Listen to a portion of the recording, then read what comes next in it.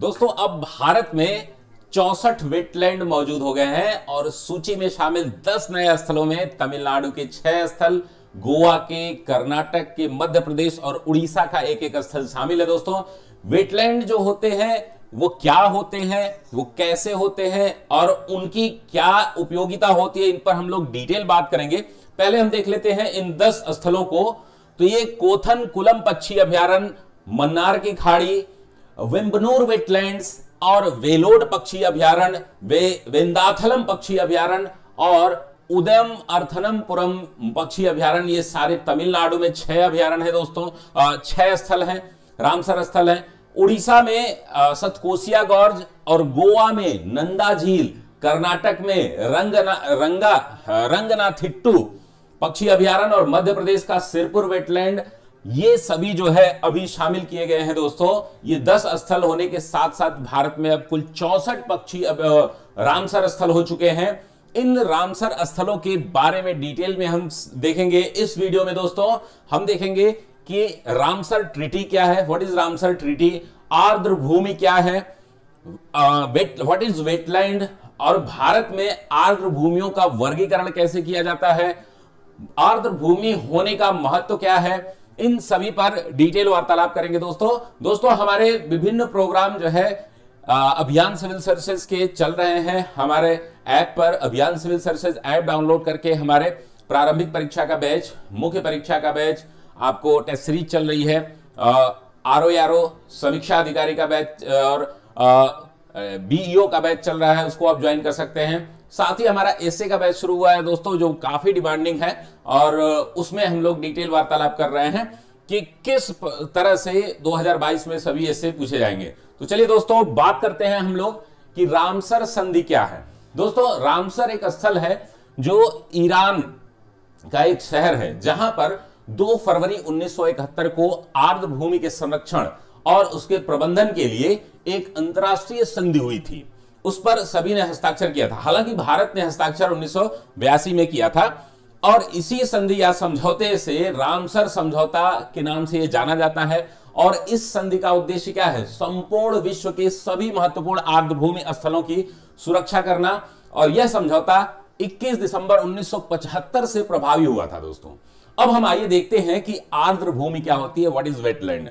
पानी जो होता है ना दोस्तों, जो मौसमी या स्थायी परिस्थितिकी तंत्र में दलदल, नदियां, झील, डेल्टा, बाढ़ का मैदान, इवन चावल के खेत जो होते हैं, धान के खेत, समुद्री क्षेत्र, तालाब, जलाशय, जो भी कम से कम 6 महीने पूरे जो है पानी से ढके रहें, उसको हम आर्द्र भूमि कहते हैं। यह जल एवं स्थल के मध्य का एक संक्रमण क्षेत्र होता है। आप समझ लीजिए जैव विविधता की दृष्टि से यह बहुत ही ज्यादा समृद्ध होता है और इसका संरक्षण बहुत आवश्यक है। क्यों? क्योंकि यह किडनी बोला जाता है दोस्तों पृथ्वी की। आर्द्र भूमि जो है पृथ्वी पर पारिस्थितिकी तंत्रकों में से एक ऐसा तंत्र है जिसमें बहुत सारी सेवाएं प्रदान करता है। ये हमें, इसकी इतनी महती भूमिका है कि यह हमें बहुत सारे जीवों के एक घर के रूप में, पेयजल आपूर्ति के रूप में, या हम कहते हैं कि जो छन्नी होती है ना, एक जो गंदे मेटल्स होते हैं उनको अवशोषित करता है ये, और पूरे जो पानी का प्रवाह है उसको एक गति प्रदान करता है। आर्द्र भूमि के महत्व के बारे में दोस्तों 2 फरवरी को जो है 1971 में जिस दिन हुआ था सम्मेलन, उसी दिन दोस्तों वेटलैंड डे मनाया जाता है और इसकी अभी 50वीं वर्षगांठ जो है 2021 में मनाई गई। और इसकी और भी बातें हम करेंगे। अगर हम देखें भारत में आर्द्र भूमियों के बारे में, तो यह विभिन्न स्थलाकृतियों में भारत में आर्द्र भूमियां होती हैं। मुख्य रूप से 3 या 4 भागों में हम इनको बांट सकते हैं। पहला है जो हिमालयी वेटलैंड है, हिमालय में है। दूसरा जो है रेगिस्तान में है, यानी कि रेगिस्तानी आर्द्र भूमियां, गंगा नदी मैदान क्षेत्र में आर्द्र भूमियां, और कोस्टल एरिया में जो तटीय आर्द्र भूमियां हैं, इनको हम अलग अलग भागों में बांटते हैं। आर्द्र भूमियों के संरक्षण के लिए भारत सरकार जो है 2012-13 से राष्ट्रीय आर्द्र भूमि संरक्षण कार्यक्रम भी चला रही है। दोस्तों इस पे बहुत सारे महत्वपूर्ण कदम उठाए जाते हैं। किसी भी स्थल को रामसर स्थल घोषित किया जाता है तो उसके बड़े फायदे होते हैं।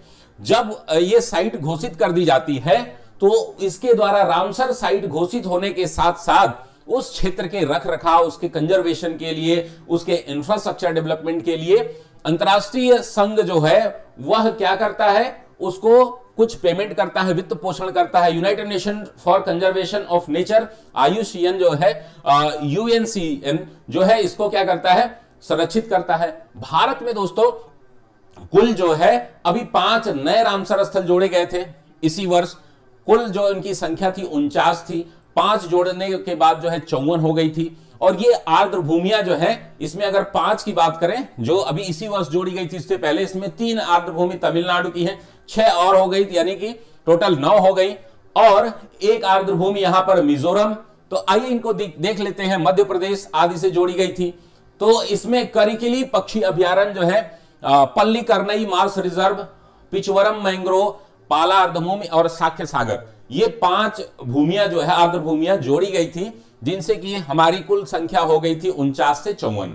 अभी 10 आर्द्र भूमियां जो है और जोड़ी गई हैं, जिससे कि हमारी टोटल आर्द्र भूमियों की संख्या कितनी हो गई है, अब हो गई है 64।